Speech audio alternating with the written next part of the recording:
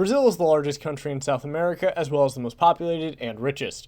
A center of culture with the world-famous Carnival and Christ the Redeemer, it has a long and vibrant history. Despite this, however, Brazil is still a middling country in terms of economic equality and prosperity, and punches far below the weight you would have expected if you were speculating in the 1830s. The reasons for this are complicated and tragic. A vile history of slavery, political instability, and authoritarianism in the 20th century, and the less said about the US involvement during the Cold War, the better. But like I said, during the 19th century, the future looked incredibly bright for Brazil, with a highly progressive constitution and many nations expecting it to become a great power like the burgeoning United States. Which begs the question, what if Brazil did become a great power? Well, to answer that question, we need to first understand why Brazil isn't a great power. Now, a surface-level reading would tell you that the First Republic's corruption and weak oligarchic government after overthrowing the Brazilian Empire exacerbated income inequality and created quasi-feudalistic conditions for those outside the major cities, and with this, Brazil's golden age came crashing down. And this is true. The First Brazilian Republic, formerly the United States of Brazil, did in fact have all those problems, as well as being dominated by two major states.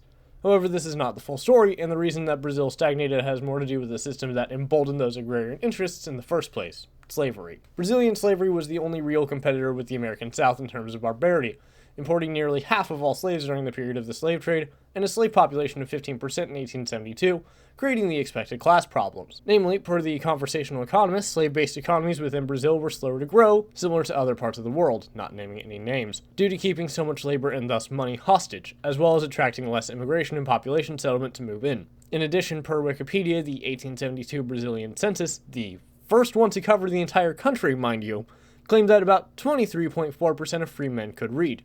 Now, do you see the problem?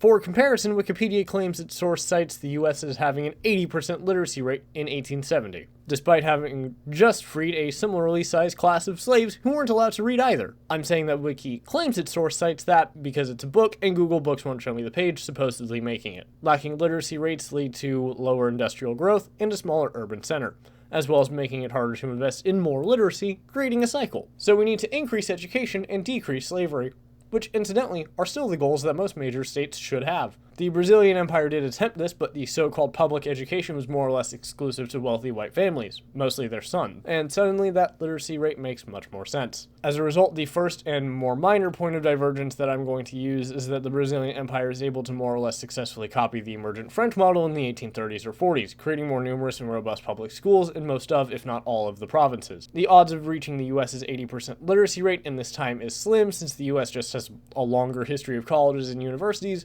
but 60% in the 1870s seems fair enough. Reducing slavery, however, is much harder. Slaves worked in all sectors of the economy, not just the household and agrarian work that was common in the US South. Smoked meats in Rio were tended by slaves, gold mining in the South was literal blood money, and all the sugar and cotton is self-explanatory.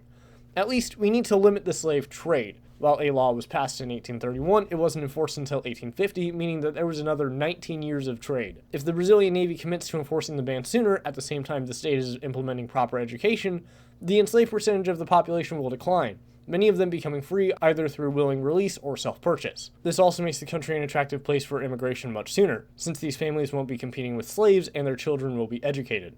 Oh, and Pedro II's first son, Afonso, lives to adulthood.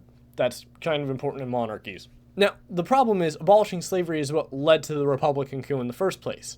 However, as the country begins that demographic transition to a freer society several decades earlier, they aren't quite as entrenched, and Pedro's popularity likely insulates the imperial Prince Afonso. In addition, there is the argument that with the higher immigration numbers and a more literate population by the 1850s or 1860s, Brazil will begin to see greater industrial growth, and thus will in turn weaken the amount of political power that the would-be planter aristocracy has. Thus, from the 1840s to 1890s, Brazil continues a period of economic and industrial growth, while slavery continues to decline.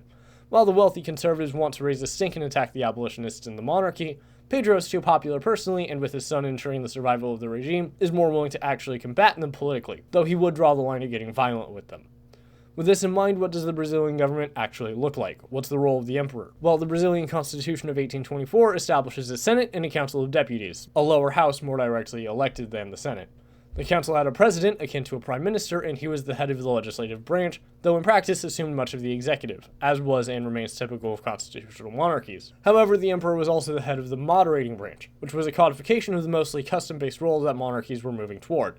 Namely, Pedro could call and end sessions of the legislation, enforce the laws passed by them, and freely appoint and dismiss ministers of state. In effect, he had the checks that the president would on the American legislature, while the Brazilian council had the actual powers of the presidency, at least if I'm understanding this at all. Brazil also had a very liberal constitution for the era, with a very small income requirement that meant most employed men could vote. The legislature served for 4 years, and there was a confirmed freedom of religion, though Catholicism was still the state religion at the time. While at first the provinces had very little in the way of autonomy and their budget was handled by Rio, this was later amended. However, federalism also deteriorated the power of the monarchy to legitimize itself, and would later on be part of why the First Republic got so bad. As a result, I'm actually going to ignore this amendment. Plus, it helps this Brazil be more distinct from the US, which is a win. Also, for good measure, we should probably have Brazil keep a hold of Uruguay. The country gained independence due to the Cisplatin War as a compromise between Brazil and Argentina. But here, since we're trying to make Brazil a superpower, we can have them take it over. By the 1870s of this world, Brazil is already doing a lot better.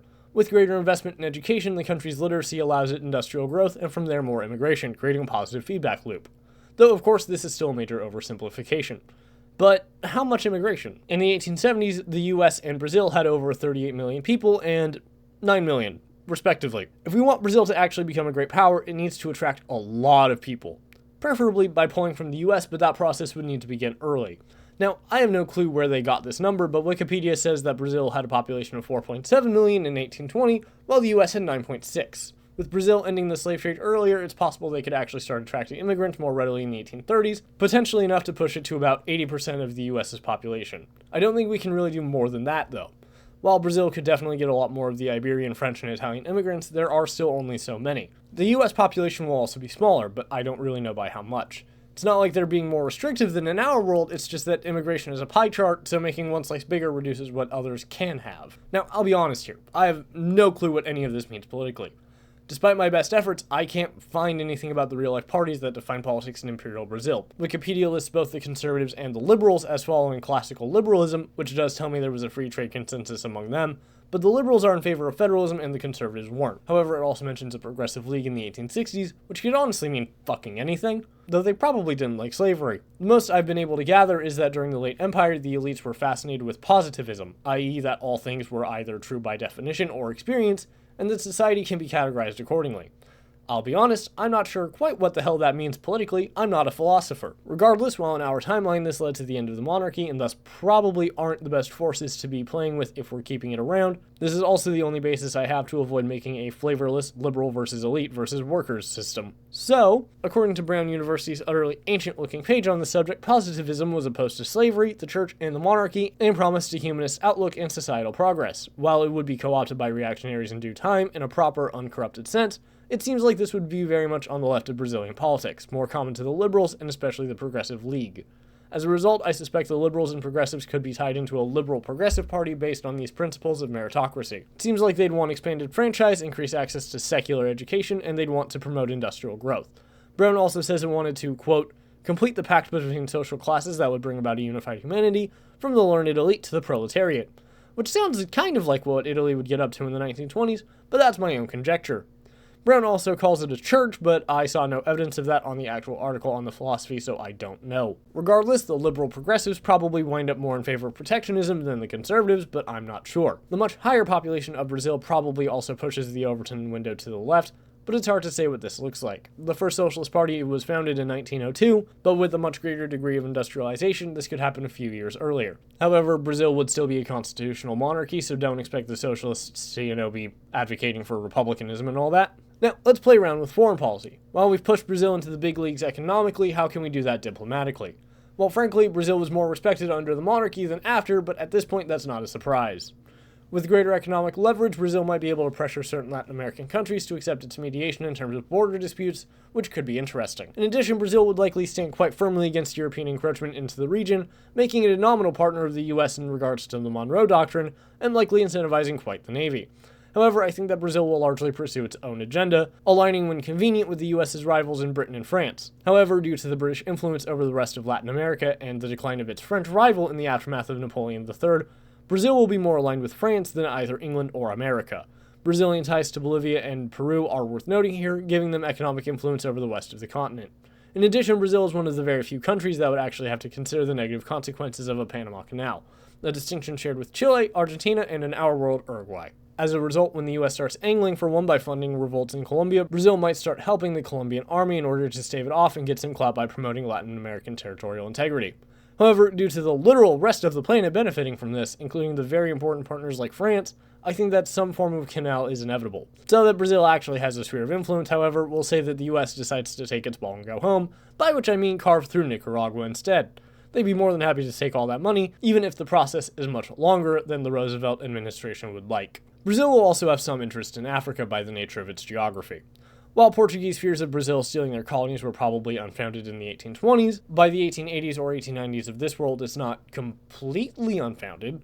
Brazil is in a much better spot industrially, and with that comes the need for resources that Angola would be known to have. The thing is, though, Brazil still has that big fuck-off rainforest and all the stuff in there, so they probably don't actually get too picky about the exact borders of Africa. However, they do absolutely push for trading rights in the Belgian Congo if they're invited, which is a similar concession to most of the other great powers. In general, Brazil doesn't need that much out of Africa, but it does need hostile countries to get even less out of Africa. Speaking of, as the 1900s go forward, Brazil will be increasingly hostile toward the German Empire. Under the rule of Wilhelm II, Germany was increasingly expansionist and wanted a slice of the Caribbean or otherwise into Latin America. One of the most famous of these incidents was the German blockade of Venezuela in 1902, supported by Britain, Italy, as well as Mexico, Spain, and the Netherlands. The three powers parked ships off their coast to coerce debt repayments. The US, under Theodore Roosevelt, was incredibly hostile to this blatant European intervention against the Monroe Doctrine, and Brazil would have been as well. While it's uncertain how much the US actually contributed to Germany and co agreeing to arbitration, I think Brazil will be more aggressive than America. They share a border with Venezuela, albeit fuck off deep into the Amazon, and South America is their neighborhood. This might not even be the only time Brazil defends Venezuela specifically. Caracas had a border dispute with British Guyana, which you might have heard of relatively recently, and while the US favored Britain during its own arbitration, Brazil might not be so happy about it due to their own borders. With all of this, I think Brazil will be somewhat pro-France. They aren't too keen on most European powers, but with the inconsistent relations with Britain and the outright hostility they'd have toward Germany, that leaves France as a European power actually willing to be friends. They're probably not a proper member of the Entente. If anything, they likely create some sort of alliance with Venezuela, Paraguay, Bolivia, and Colombia. For the sake of the name, we'll call it the Quintuple Alliance, by which I of course mean the Brazil Club. Regardless, Brazil's relations with France are more like the original form of the Entente. A mutual agreement that Germany can go fuck itself, and to work toward that aim, but not an actual alliance. Germany isn't a threat to Brazil like it is to France, and South America is so locked down by Brazil and Britain that there's very little it could do, with one potential exception. Now, this is a long shot, but stick with me. In this world, Brazil retained control of Uruguay on the Argentine border, and the mostly Spanish-speaking province could still have a secessionist streak, especially with the defeat of federalism politically.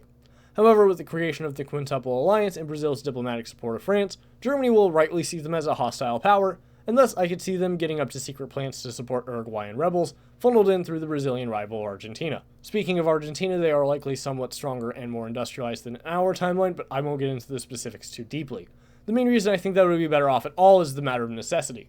With a strong, often anti-British Brazil, suddenly London has an actual reason to support Argentina rather than just exploit them. They had a high quality of life through a rich agricultural sector in real life, so them industrializing during the period isn't out of the question. The problem is, again, population. Remember the rule of thumb from earlier where we played with the immigration and gave Brazil about 80% of the US's population? Well, in 1910, that would give Brazil a population of 73.7 million.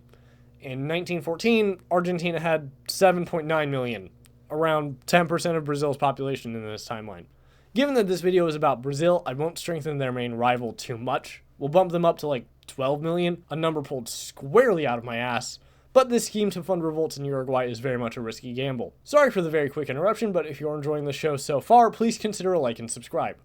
Now, realistically, inserting another monarchy or two somewhere can have very weird consequences. Maybe Archduke Otto Franz Ferdinand is married to a Brazilian princess and thus never has Franz Ferdinand to become heir and get shot in Sarajevo. However, for the sake of things, we'll say that something akin to our World War I sets off roughly on schedule. Gavrilo Princip, Schlieffen planned trench warfare, everyone being sad. Sometime in January 1915, a protest kicks off in Montevideo, Uruguay province. It escalates quickly, and police are called in, only to join the protesters, with similar events happening all over the southern tip of the Brazilian Empire. With the proclamation of a Republic of Uruguay, the January Revolution requires the direct mobilization of the Brazilian army, who spend January to March fighting a much more disciplined revolt than one would expect, arousing a great deal of suspicion. As commanders are caught with weapons confiscated with German styling and Buenos Aires accents, the truth becomes clear. Germany and Argentina have been funding the Uruguayan rebellion, likely for years, in order to time it just right while they dealt with their European enemies. The public is outraged, and the president of the council demands an apology or war. While Argentina nearly blinks, the German position at this time is strong, and they convince Buenos Aires that the war with France will be over too quick for Brazil to actually threaten either of them. Thus, Argentina mobilizes, and the war expands to the New World. Brazil, however, has the initiative due to already mobilizing its army in the south, while Argentina is scrambling to prepare for a much larger force.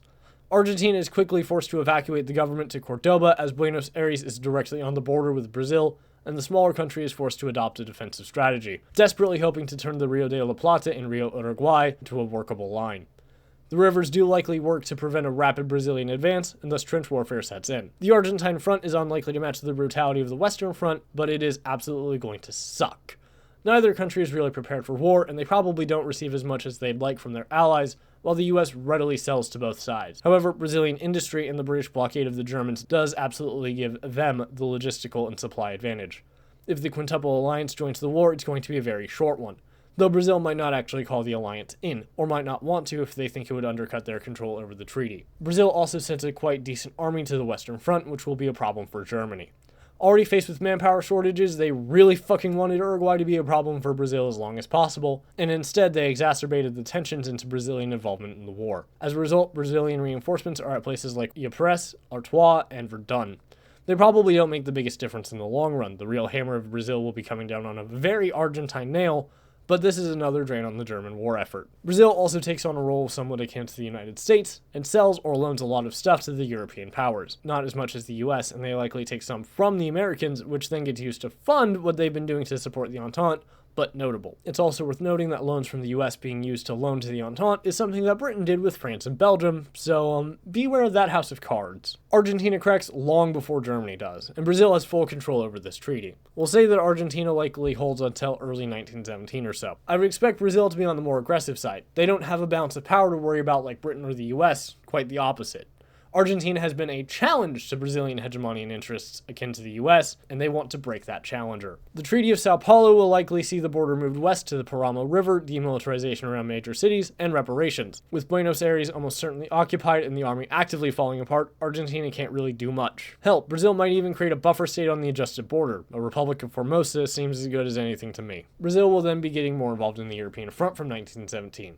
I'm not sure that the Zimmermann telegram is sent in a timeline where Germany is already fighting one of the American giants, but this is still Wilhelm II, so I'm going to say yes. As a result, Germany is now facing down 1.8 Americas, as well as the British and French empires.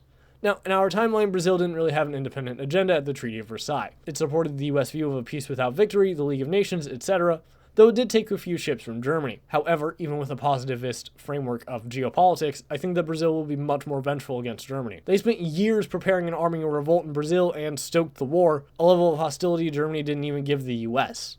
However, I fully expect them to butt heads with the Americans and British, and as a result, the treaty probably looks similar to our timeline. Going forward, Brazil's place in the world is kinda hard to say. In our world, they won World War I only to see the collapse of the First Republic in 1930 and the dictatorial rule of Getúlio Vargas. However, that Brazil was a B-lister whose economy was overly reliant on coffee and not the great power we've built here. As a result, I think the early 1920s look pretty similar to the US Roaring Twenties. Not to the same heights, but still that era of sexual revolutions and jazz and cultural revitalization. But you know how France and the rest of the Entente owe Brazil a lot of money?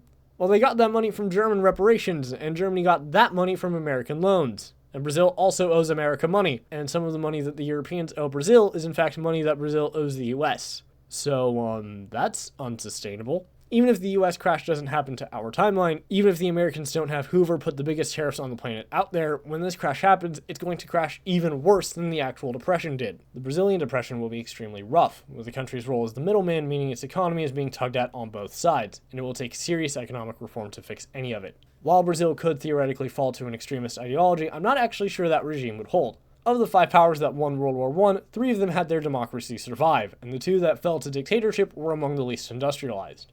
Brazil here falls squarely into the top half of that list. By that admittedly dodgy metric, France is actually more likely to go nationalist than Brazil, which would have very weird implications. With the collapse of the economy, Brazil's sphere of influence in Latin America will collapse as well.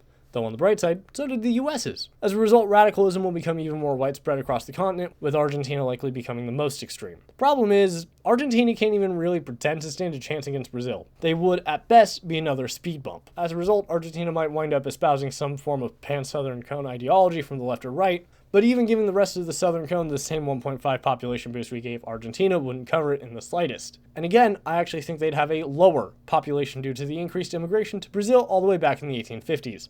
The result is that even if Argentina does join the counterpart to the Axis, it will be a repeat of the same mistake in 1910 to 1914. Though, to be fair, radical regimes aren't always the most rational, so maybe they invade Formosa or something and start a second war parallel to the previous. Brazilian democracy likely survives the Great Depression, but I hesitate to call that democracy liberal. Brazil, from its founding, has had a strong monarchy despite its constitutional limits. In addition, positivist philosophy puts emphasis on order and stability over the more laissez-faire and individual freedom of the other Western powers. While Brazil is definitely a free society, it is also one with a much stronger government, and these things are seen as complementary rather than in opposition like they often can be in America and arguably Britain. In addition, the positivist influence on a united society and rationalist economics could create a technocratic, more authoritative philosophy for Brazilian democracy. During World War II, Brazil likely occupies French Guiana and Suriname to prevent the Germans from controlling these regions, maybe even playing host to the Dutch government in exile. However, it likely isn't brought into the war properly until 1940 or 1941, and likely plays a role somewhat similar to the one in our timeline. However, it will continue its occupation of Italy and likely control most of the occupation of Argentina, restoring and possibly even enlarging its client state. Going forward, Brazil will likely assume a UN Security Council seat. It was offered the perk in our timeline, but rejected it due to expense. France might still get it if the Soviets don't think Brazil is anti-American enough, but I'm not sure. Regardless, Brazilian influence over Latin America would be redoubled, as it rebuilds Formosa and Argentina, as well as any allies they might have. And Brazil likely positions itself as against the expansion of either the US or the Soviets, creating something like the Lima Accord. Basically the Quintuple Alliance, but expanded to control most of South America. Now, without involvement in the Pacific theater, Brazil isn't going to be copying the US playbook just shifted down a hemisphere. Instead, their expansion, if they go that route, would be into Africa. I suspect they'll be one of the few Western nations to be comfortable attacking apartheid South Africa in the UN, especially since Brazil is majority mixed, and as a result, African countries that are gaining independence will look to them as much as they do the USSR and USA. Brazil also has the advantage of being democratic without being in cahoots with the British and French empires that did most of the oppression. That said, when things get upsetting, don't think that Brazil won't abandon ideology for efficacy. They'll back their share of dictators and regimes if it helps them survive. As the Cold War goes on, Brazil takes on a role almost like America's China. It's too big and powerful for them to tell what to do, and while there's a common cause preventing the Soviets from taking over the world, the way they go about it will be different. In addition, Brazil has a long history of conflict with the US, and the Americans will do everything possible to undermine Brazilian power in the New World. Thus, sometime around the 1960s, the Empire of Brazil will break off relations with the United States and take its alliance out of the broad democratic coalition. Oh, and they probably recognize the PRC out of spite. Frankly, the US economy won't like this due to losing all of that valuable trade. Brazil's economic standing likely won't either, and both spend the 1960s much more cautiously than the US did in real life, but are likely to be on the rebound before anything too wild happens on the map. However, I think that Brazil might attract the support of France and Italy in the Samaro-Brazilian split, which would be devastating for NATO. It greatly reduces their power projection into the Mediterranean. It means that in the Soviet war the alliance spends most of its time preparing for, they need to somehow be able to keep the Bay of Biscay friendly through the Royal Navy and Spanish fleet, while the Americans mobilize, and all of their ground forces will have to be supplied through the Netherlands. Or the CIA stages a coup in the two nations, which would be much cheaper, and likely set European integration back more than a decade, which has a whole cascade of consequences. Now, by the 1970s of this world, we're dealing with a four-way Cold War, which some would say is just the concert of Europe again. The Soviets can't move against China because it would leave them vulnerable to the Americans, who can't move against the Brazilians due to their own conflict with the Soviets. I'm sure there's some problem between China and Brazil, but I have no idea what. Maybe they still recognize Taiwan and it's their only source of power projection on that side of the Pacific. Regardless, I think I need to end the scenario here.